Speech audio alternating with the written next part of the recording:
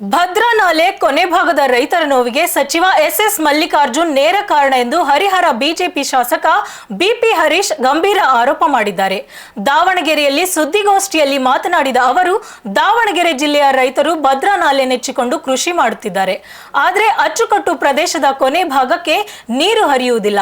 ಜಿಲ್ಲಾ ಉಸ್ತುವಾರಿ ಸಚಿವರು ನಾಲೆಗೆ ನೀರು ಹರಿಸಲು ಕ್ರಮ ಕೈಗೊಳ್ಳುವ ಬದಲು ತಮ್ಮ ಕಾರ್ಖಾನೆಗಳಿಗೆ ನೀರು ಹರಿಸಿಕೊಳ್ಳುತ್ತಿದ್ದಾರೆ ಎಂದು ಗಂಭೀರ ಆರೋಪ ಮಾಡಿದರು.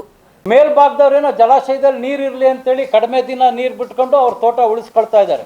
ಮಲ್ಲಿಕಾರ್ಜುನವ್ರಿಗೆ ಏನು ಲಾಭ? ಪದೇ ಪದೇ ಕುಡಿಯೋ ನೀರಿಗೆ ಅಂತೇಳಿ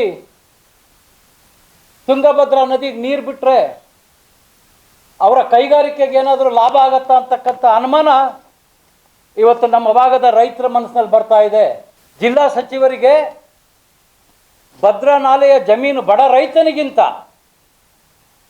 ತಮ್ಮ ಕಾರ್ಖಾನೆ ಮುಖ್ಯ ಏನು ಅಂತಕ್ಕಂಥ ಅನುಮಾನ ಇವತ್ತು ಬಡ ರೈತರಿಗೆ ಬರೋದಷ್ಟೇ ಅಲ್ಲ, ನನಗೂ ಕೂಡ ಬರ್ತಾ ಇದೆ. ಅನೇಕ ಸಂದರ್ಭದಲ್ಲಿ ನೀರಾವರಿ ಸಚಿವರನ್ನ ಮತ್ತು ಮಧು ಬಂಗಾರಪ್ಪನವ್ರ ಮೇಲೆ ನಾವು ಒತ್ತಡ ಹಾಕಿದಂಥ ಸಂದರ್ಭದಲ್ಲಿ ಯಾವೊಂದು ಸಂದರ್ಭದಲ್ಲೂ ಕೂಡ ಸಚಿವರು ಈ ರೀತಿಯ ಒತ್ತಡವನ್ನು ಹಾಕಿಲ್ಲ. ಹಾಗಾಗಿ ಅನುಮಾನವನ್ನು ಮಲ್ಲಿಕಾರ್ಜುನ್ ಇನ್ನು ಉಳಿದಿರ್ತಕ್ಕಂಥ ದಿನಗಳಲ್ಲಿ ಹೆಚ್ಚು ದಿನ ನೀರನ್ನು ಹರಿಸೋದ್ರ ಮೂಲಕ ಕೊನೆ ಭಾಗದ ತೋಟಗಳನ್ನು ಉಳಿಸ್ಬೇಕಂತೇಳಿ ನಾನು ಈ ಸಂದರ್ಭದಲ್ಲಿ ಒತ್ತಾಯವನ್ನು ಕೂಡ ಮಾಡ್ತೀನಿ.